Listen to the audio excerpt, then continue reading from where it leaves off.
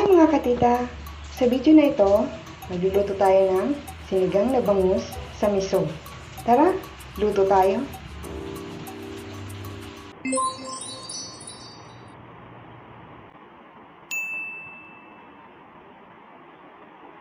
So eto na, simulan na natin. Para sa ating mga ingredients, kakailanganin natin ng sariwang bangus, kamatis, luya, miso, sili na pansigang, mustasa, at ang ating pang-asim. So dito guys, pwede kayong gumamit ng kahit anong pang-asim na gusto nyo. Pwedeng bayabas, mangga, kung minsan ay kamyas, o minsan naman sariwang sampalok. Depende sa inyo. So ayan, makikita nyo, nilinisan ko ng aking bangus. So mga katitas, napaka-importante na sariwa yung isda na bibili natin kung tayo magsasabaw. Palagi natin tignan yung mga mata niya. Dapat clear ang mata ng isda kung siya ay sariwa pa. Firm dapat ang kanyang laman at mapula ang kanyang hasang. So para dito, i-coat ko muna ang aking mga hiniwang isda. Iisa-isahin natin siya hanggang maubos natin dahil i-ready na natin siya para sa ating pagprito mamaya. So ang iba guys, hindi na nila piniprito. Diretso na nila itong niluluto.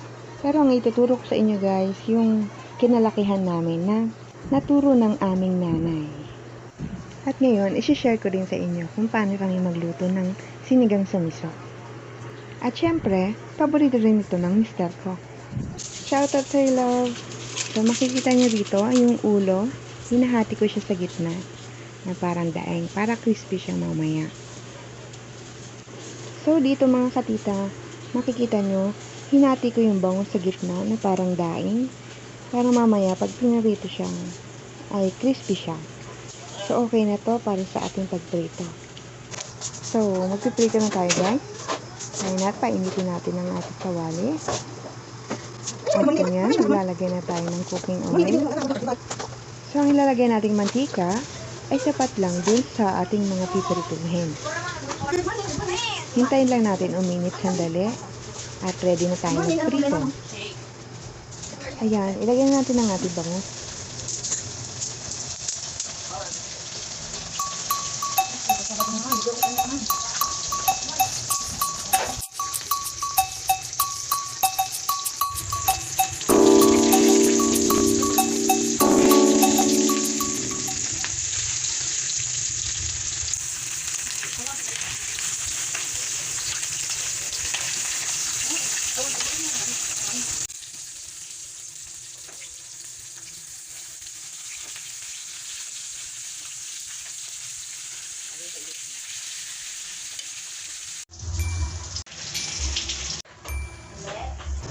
So, ayan, tapos na ako magprito.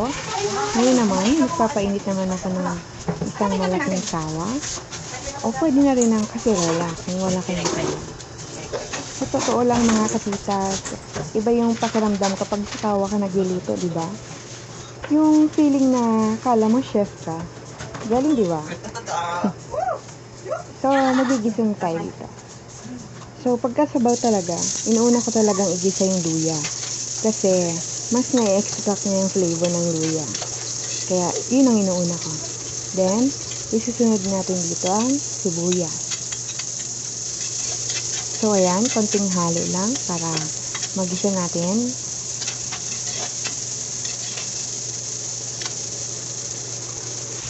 And then, ilalagay natin yung kamatis natin. So, ayan, konting halo lang. Dito guys, sa kamatis, mas gusto ko dinudurog ko yung kamatis. Hindi ko alam, pero masarap yung lasa. Susunod na natin yung miso. Ayan. Igisa natin yung miso maigi para maluto. Pagtapos, ay ihanda na natin ang ating pangsabaw. Make sure na malinis ang tubig na gagamitin natin.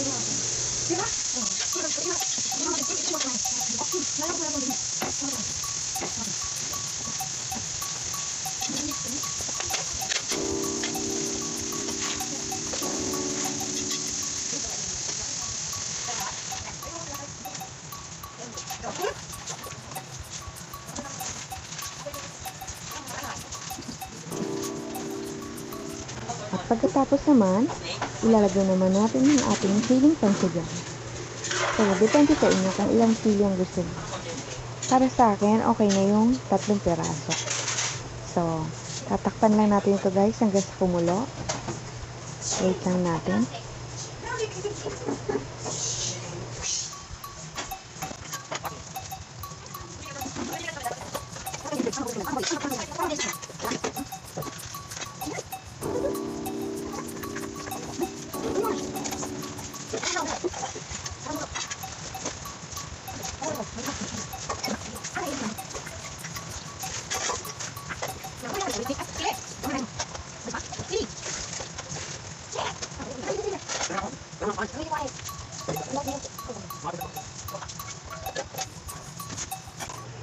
So, ayan, makikita natin na kumukulo na nga ang ating sabaw. So, haluin lang natin ito ng bahagya. At ilagay na natin ang ating mga pampalasa. Dito guys, ang ginagamit ko ay asin. Samantalang ang iba, ginagamit nila sa mga sabaw ay patis. So, depende talaga sa inyo kung anong gusto nyo ilagay. Sinunod ko na lang dito yung pampaasim. Gumamit ako dito ng sinigang mix.